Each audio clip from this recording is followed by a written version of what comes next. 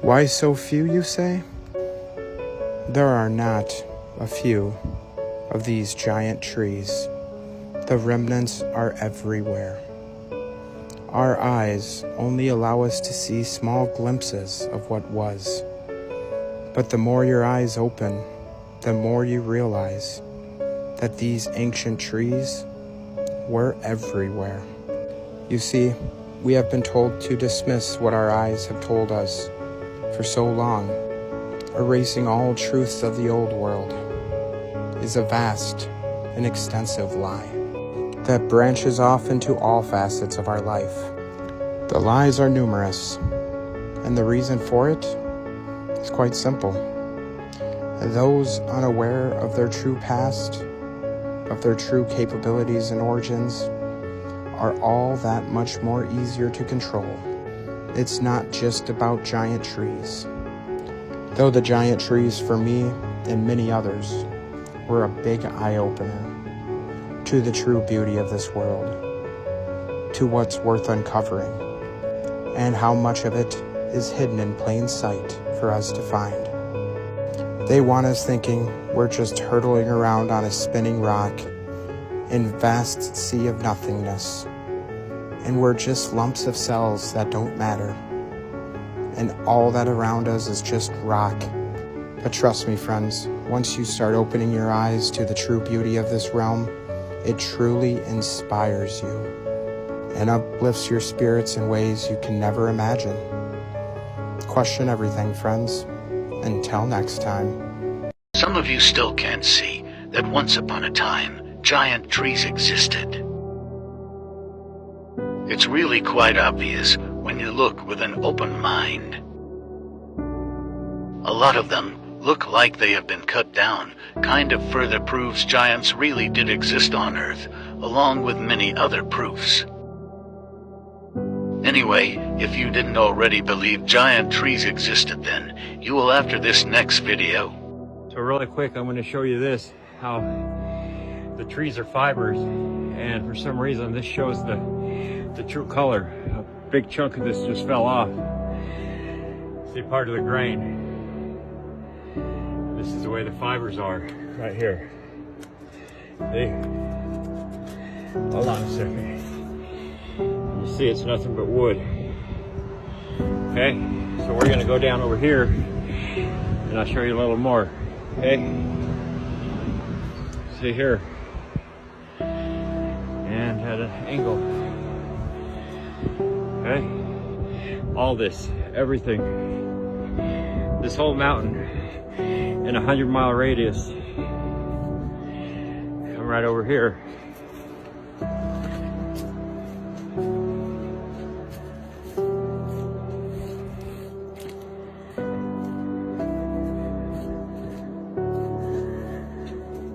See, this looks just like freshly chopped wood. We peeled a piece off of there. This is what we see. This is the wood. See that? That's just got the moss on it. And all this here, all the way back up in here, I'll show you that in a second. You come right here and you see, we'll peel a piece off here. It's just wood. It's so crazy. All this. And then you go right over here. See, this is the fresh stuff. This is what we see.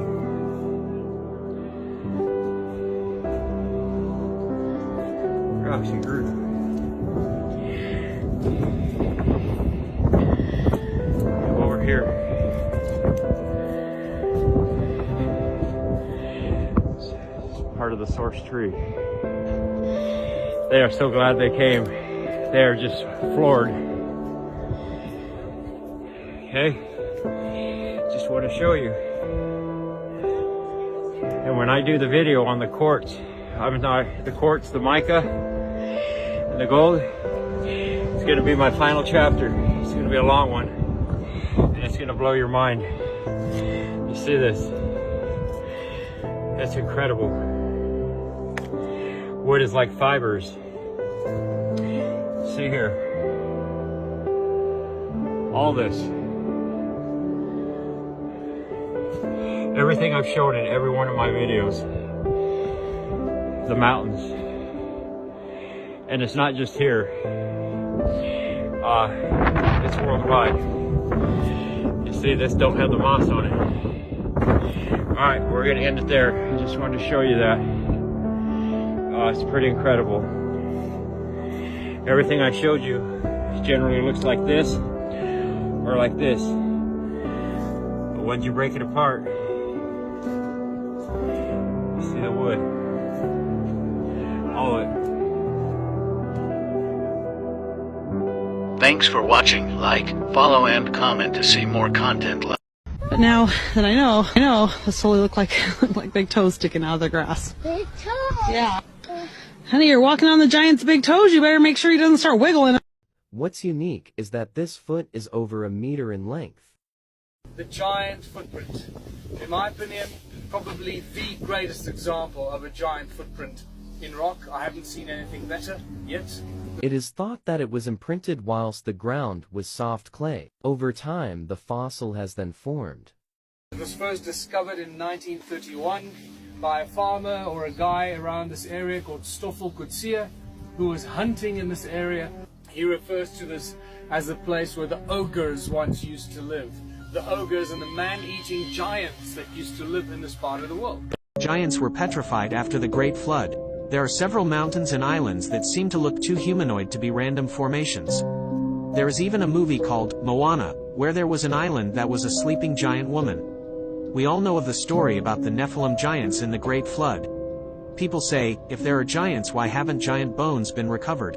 Well, they have, but not mere bones, but entire petrified Nephilim bodies. When these giants were wiped out, they became petrified and are seen all over the world, yet mistaken for mountains and islands. The giants were indeed that huge. The Book of Enoch describes giants as being 450 feet tall. Just so you can put the size of these behemoths into perspective, here is a photo of a man next to a 500-foot statue called the Statue of Unity in India. This statue is around the same size as the actual Nephilim giants, and a full adult male isn't even taller than its toe. These giants were so tall that they could easily be mistaken as a mountain once petrified and vegetation grows around and over them.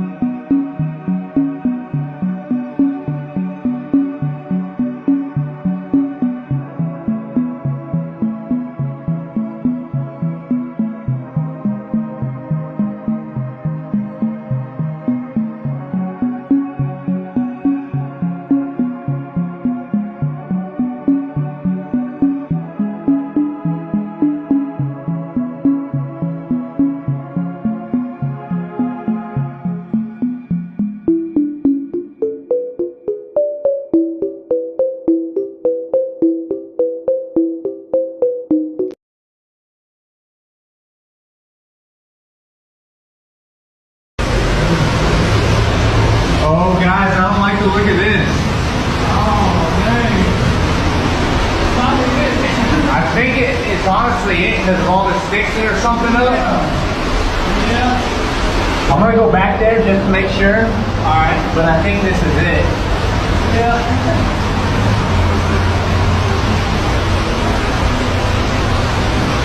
Let's see if I can get a picture. Oh, that is really, really low. It's so deep and cold over here. Let me put the GoPro underwater and see what I can see. I can put my GoPro flashlight on.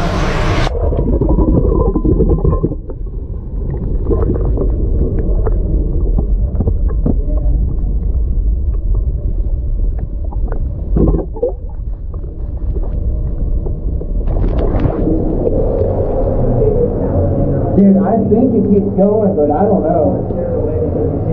Oh, it's so cold. Oh, guys, I don't like. Really that hard to believe that these pink salt mines could be petrified giants? Look at how close it resembles our own human anatomy. The average adult body contains 250 grams of sodium, less than 9 ounces, or about the amount of 3 or 4 salt shakers. But remember, they are not human. We're talking about giants. They had their own anatomy, and their own sodium levels were much higher and resulting in more salt in their giant bodies. Now, did they petrify instantly as a punishment of some kind, or are they still aging? And the rocks and the pink salt we have today, are there the remnants of their long lost existence? Just something to think about. Is it really that hard to believe that these pink salt mines could be petrified giants? Hey, check this video out. Remember, our history is an entire lie. Everything we've been told is a lie. Just look around, take it for what it is. Take it with a grain of salt. Yeah. This up here is the inside of a natural Himalayan pink salt lick cave in Pakistan. So you may be wondering, you hear the conspiracy music, what possibly could I be talking about here? Giants. The problem is that this is salt, yes, but they're actually kind of lying to you. It's salt by proxy. And here's another one from Pakistan also. So there's something that is salty that isn't necessarily salt. They're lying to you, telling you this is purely salt. It's not. Let me show you what this really is. That, my friends, are uncooked pork ribs. So you heard the fact that mountains are really, petrified and fossilized, I guess, giants or whatnot. Well, typically what are inside mountains? Caves, caverns. So when you find these salt licks in caverns, do some research. This is the petrified meat. And would it make sense that the outside of the mountain don't look like meat, right? Because it's exposed to all the elements, but the inside, it's like the innards of the giant, right? I know some of you are like, oh, you done lost your mind, soft-spoken shaman. I'm not the only one talking about this, I don't think. Or maybe if I am, wow, I feel like a super genius, but I don't think I am. Look at that. So take a look online, just go on your favorite search engine and type in natural Himalayan pink salt cave, or natural Himalayan salt cave. You'll see the marbling. It looks like marbling. It's pink because it's meat. It's meat. And if these giants were actually humanoid, well, guess what? They say that humans' meat they call it long pork or long pig because it's most like or akin to pork. That's why it's pinkish looking. So you think about it, if these mountains and these caverns are like fossilized giants or whatever, then of course the salt cave would be pinkish because that's what the meat is. It's pink meat. I don't know. You let me get down in the comments and you let me know what you think. And if you want to rub my nose in some doo-doo, go for it. But if you really think about it and you go, hey man, I think you might have something here, get down in the comments and let me know. Make sure you follow. I have a lot to share, but I'm dripping it right now, guys. I'm dripping it a little bit at a time. Don't eat that shit.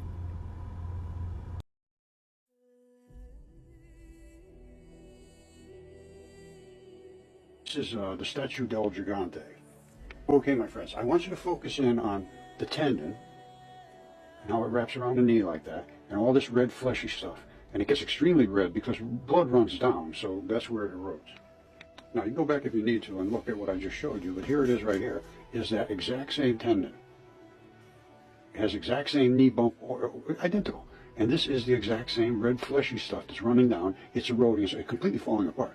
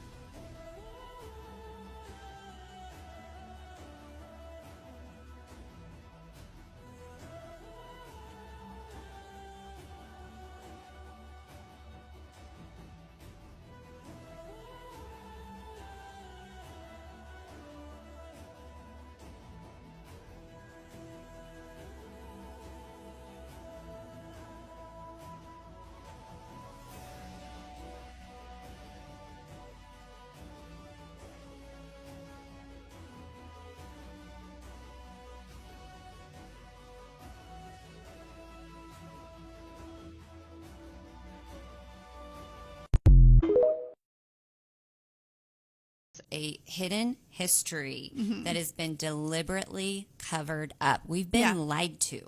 All over the Nephilim who fled, they left physical proof of their existence, and they gave us, they call it megalithic architecture, which are these stones that are like, the weight of them is, it's almost, you can't even comprehend. It's massive, with no human explanation of how it could be done, just like you were talking about. They left artifacts, remains like these elongated skulls, giant skeletons, all over, riddled all over the world. And even, they say, our modern day engineers, they look at these things that they have built, and they can't explain how these massive monuments in abandoned cities were constructed. They can't duplicate it with all of the machinery that we have, with the computers, with all of the technology. Right. And they cannot duplicate what was done thousands of years ago. And we're told these people, these tribes, were not connected with each other all over the world, yet they all have the same story, that these sky gods came, taught them how to build these things. And then you read about the Nephilim and how they were created, and it's like, well, it makes sense, a whole lot of sense.